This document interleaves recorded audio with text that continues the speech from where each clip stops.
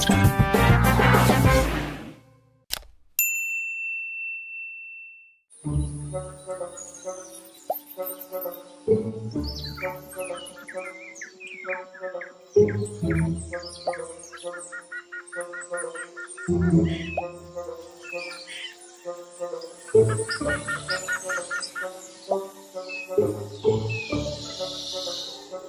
Sobat X Science, jumpa lagi dalam program kesayangan kita semua, X Science, Eksplorasi Sains. Nah, hari ini teman-teman kita mendapatkan tugas dari sekolah untuk membuat prakarya rantai makanan. Tugasnya adalah menempatkan pilihan hewan-hewan ke dalam kotak-kotak agar menjadi susunan rantai makanan yang tepat.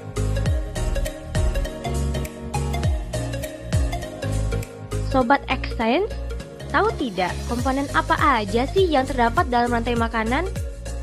Yuk kita saksikan bersama penjelasan narasumber berikut. Halo Sobat X Science, jumpa lagi bersama Kak Herman dalam program kesayangan kita, X Science, Eksplorasi Sains. Adik-adik, kakak yakin adik-adik di rumah sudah tak asing lagi dengan yang namanya rantai makanan, kan? Apa sih rantai makanan itu? Rantai makanan adalah peristiwa perpindahan energi dari satu makhluk hidup ke makhluk hidup lainnya.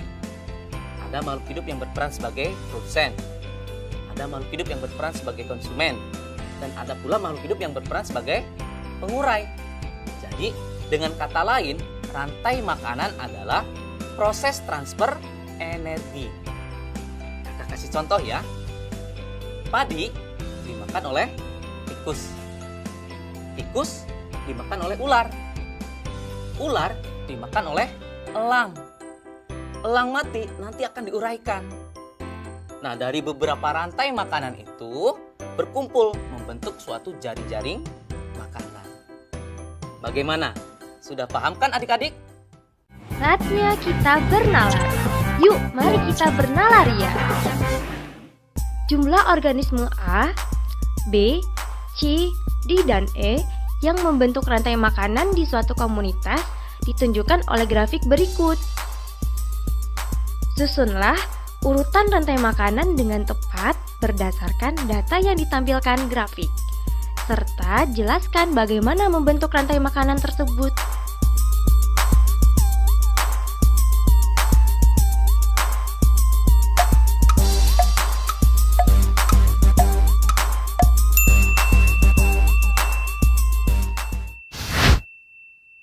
Sobat X Science, bagaimana? Bisakah kalian menjawabnya? Mari kita coba untuk menjawab pertanyaan tadi ya. Dalam keadaan seimbang, jumlah produsen tentunya harus paling banyak dibandingkan dengan yang lainnya. Kemudian diikuti oleh konsumen tingkat 1, konsumen tingkat 2, konsumen tingkat 3, dan seterusnya.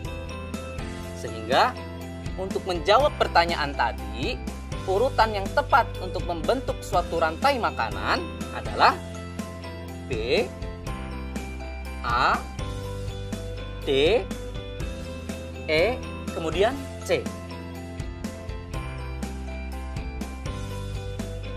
Jadi adik-adik sudah mengerti kan dengan apa yang namanya rantai makanan? Mari kita ulang kembali. Apa sih rantai makanan itu?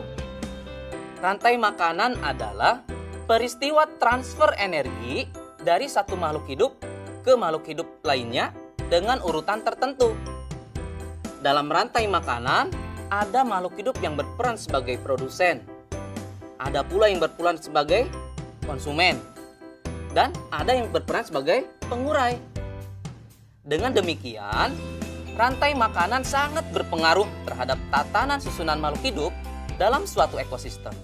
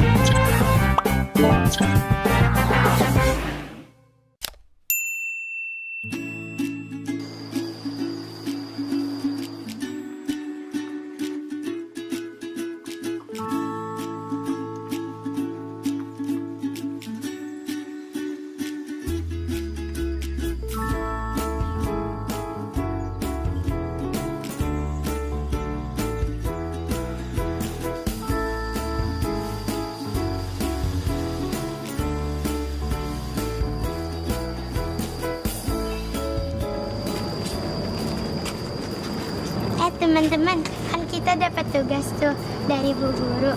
Kita suruh nentuin konsumen sama produsen, kira-kira yang mana ya? Kalau produsen itu makanan rusak, itu rumput.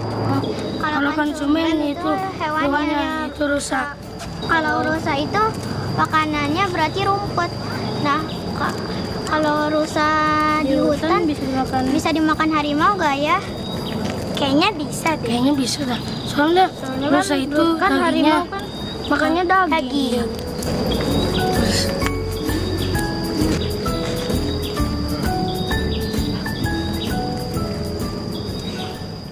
Halo Sobat X Science, kembali bersama Kak Herman dalam program kesayangan kita, X Science, Eksplorasi Sains. Adik-adik, kalian pasti penasaran kan bagaimana hubungan interaksi yang terjadi dalam jaring-jaring makanan? Yuk mari kita simak penjelasan berikut. Yang pertama adalah produsen. Produsen adalah makhluk hidup yang dapat membuat makanannya sendiri dengan bantuan sinar matahari. Prosesnya dinamakan fotosintesis. Wah, indah sekali ya alam Indonesia ini. Dengan begitu banyaknya hutan yang ada di Indonesia. Yang kedua, konsumen tingkat 1. Komponen pada konsumen tingkat 1 ini diisi oleh binatang. Biasanya adalah binatang herbivore yang memakan organisme autotrof yang tropiknya rendah. Karena termasuk dalam kelas heterotrof, maka konsumen tingkat 1 ini tidak dapat membuat makanannya sendiri dan bergantung pada produsen. Contoh binatang herbivore yang ada di hutan adalah rusa.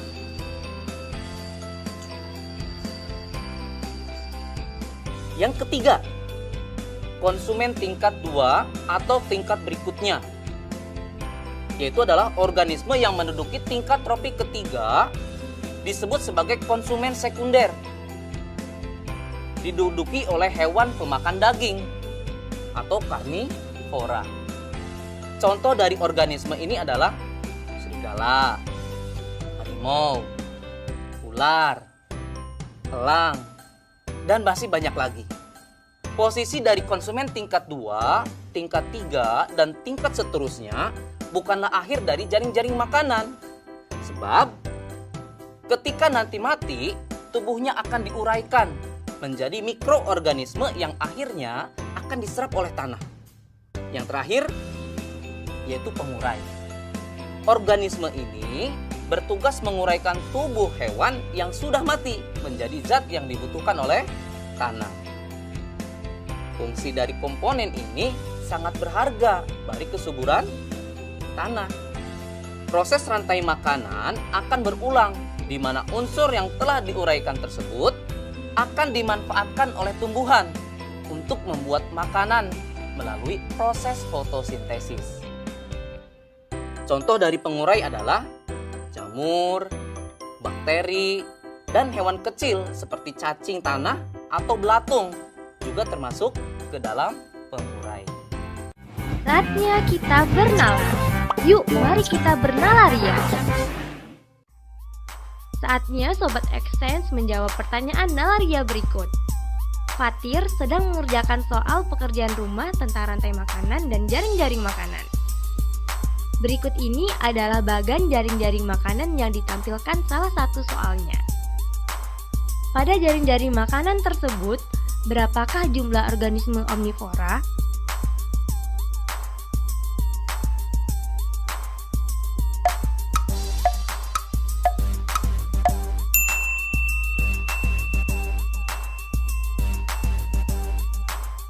Mari kita simak penjelasannya. Jika dimulai dari produsen F, maka jumlah omnivora adalah 2, yaitu H dan L.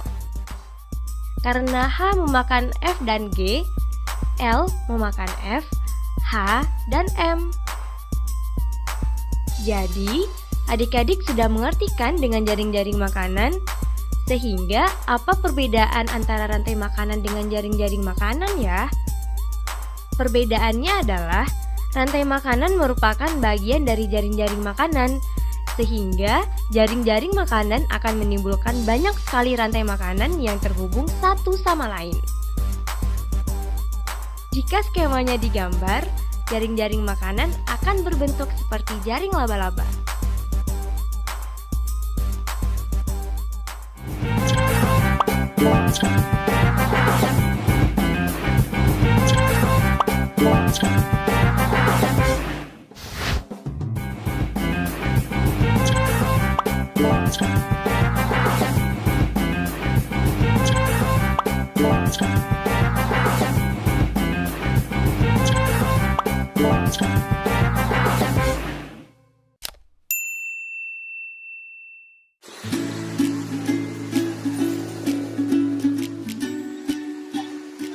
Halo Sobat Extens, kali ini kita akan belajar tentang ekosistem dan mengetahui bagaimana hubungan makhluk hidup di dalam ekosistem.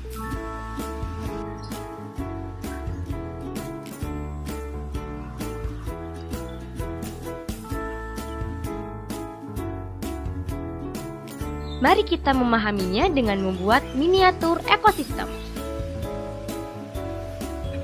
Sebelum kita mulai membuat miniatur ekosistem, tahukah Sobat Extens apa itu ekosistem?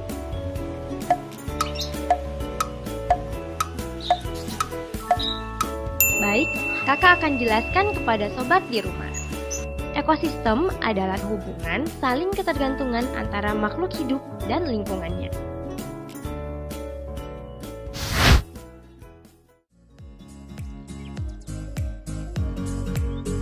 Kita membutuhkan alat dan bahan sebagai berikut.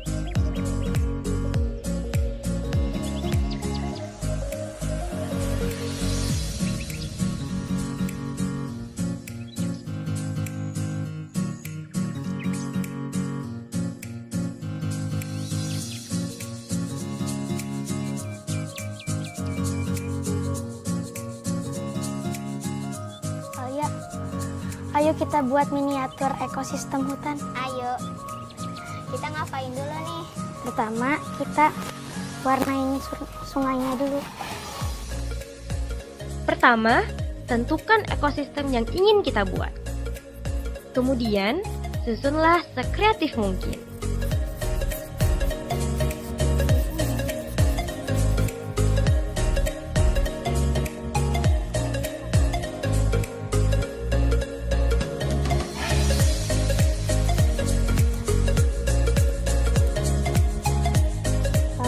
Taruh gambar kodok. Berikutnya, susunlah ornamen-ornamen miniatur hewan dan tumbuhan yang mendiami ekosistem tersebut. Adik-adik tunggu dulu. Sebelum kita masuk ke tahapan meletakkan ornamen hewan dan tumbuhannya, adik-adik harus tahu dulu nih, bagaimana hubungan interaksi makhluk hidup dalam suatu habitat yang mendiami suatu ekosistem. Pertama, hubungan mutualisme. Mutualisme adalah bentuk hubungan antar makhluk hidup yang saling menguntungkan satu sama lain. Contohnya adalah bunga dengan kupu-kupu. Mengapa sih bunga dan kupu-kupu disebut saling menguntungkan? Karena kupu-kupu membantu penyerbukan bunga, sedangkan bunga menyediakan nektar dan sari-sari makanan yang dibutuhkan oleh kupu-kupu. Yang kedua, parasitisme. Apa itu parasitisme? Parasitisme adalah bentuk hubungan yang merugikan yang dialami oleh salah satu organisme makhluk hidup, sedangkan yang lainnya diuntungkan. Apa sih contohnya? Contohnya adalah benalu dengan tumbuhan inangnya. Benalu dapat mengganggu keberlangsungan hidup inangnya. Bahkan dapat mengakibatkan inangnya tersebut mati. Hal ini disebabkan karena benalu tumbuh dan berkembang dengan mengambil zat-zat makanan yang bersumber pada inangnya. Sehingga tumbuhan inang tersebut akan kekurangan nutrisi pada pertumbuhan. Berikutnya yang ketiga adalah komensalisme. Komensalisme merupakan hubungan antar organisme. Salah satu diuntungkan, namun yang lainnya tidak dirugikan dan tidak pula diuntungkan. Contohnya, ikan ramora kecil yang menempel pada ikan hiu. Bagaimana sih hubungan antara ikan ramora kecil dan ikan hiu? Ikan ramora akan selalu mengikuti dan berlindung di bawah tubuh ikan hiu, sehingga ia akan mendapatkan keuntungan berupa perlindungan dan makanan yang berasal dari sisa-sisa makanan dari ikan hiu. Sedangkan pada pihak ikan hiu tidak mendapatkan kerugian dan keuntungan apapun dari perilaku ikan ramora tersebut. Nah, bagaimana Sobat Xsense? Sudah siap untuk lanjut ke tahap berikutnya? Yuk, mari kita pasang ornamen tumbuhan dan hewannya dengan memperhatikan hubungan interaksi makhluk hidup di dalamnya. Setelah itu kita taruh tanaman seperti ini. Ini kan ada pohon. Hewan yang memakan pohon ini, rumput ini yaitu zebra, kerbau.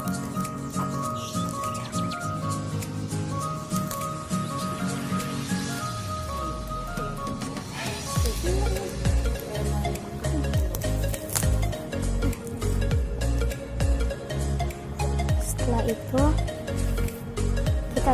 kita taruh background hutan.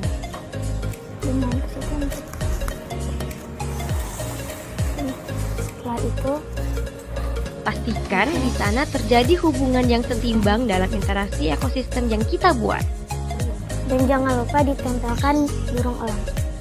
Nah, di sini terlihat yang memakan rumput adalah zebra, kerbau hutan, dan kijang. Nah, hewan yang memakan daging di sini ada serigala dan elang. Ada cacing di bawah pohon yang sudah busuk. Dan miniatur ekosistem telah selesai kita buat. Mudah kan membuatnya? Selain membuat belajar menjadi menyenangkan, dengan membuat miniatur ekologi ini dapat meningkatkan kreativitas dan daya imajinasi kita loh sobat. Saatnya kita bernalar. Yuk, mari kita bernalaria. Saatnya Sobat X Science menjawab pertanyaan nalaria berikut. Ilustrasi berikut menunjukkan hubungan antar makhluk hidup di suatu ekosistem. Bacalah dengan teliti ya. Di suatu ekosistem ada beberapa ekor hewan A yang suka memangsa hewan B. Sementara hewan D menjadi mangsa hewan C. Daun sawi berlubang-lubang karena dimakan hewan D. Pada saat tertentu, seekor hewan E mengitari tempat tersebut untuk memangsa hewan A. Hewan C juga adalah makanan favorit hewan A.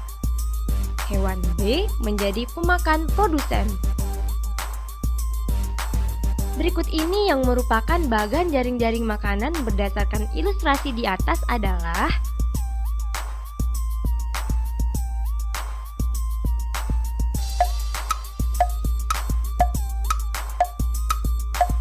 apakah sudah ada yang bisa menjawab? Jawaban yang tepat adalah jawaban C. Karena soal ini perlu bernalar, maka kita harus mencari dahulu nih produsennya. Produsen di soal ini adalah daun sawi. Daun sawi dimakan oleh B dan D, sedangkan D dimakan oleh C. Kemudian pada soal dituliskan C dan B dimakan oleh A. Namun A bukan konsumen tingkat akhir karena A dimakan oleh E. Dari penjelasan tersebut, kita dapat mencocokkan jawaban dengan pilihan yang sesuai, yaitu pilihan C. Dan dapat disimpulkan terbentuklah jaring-jaring makanan dengan dua rantai makanan pada ekosistem tersebut. Gimana, mudah bukan belajar sains? Sampai jumpa pada eksplorasi sains berikutnya.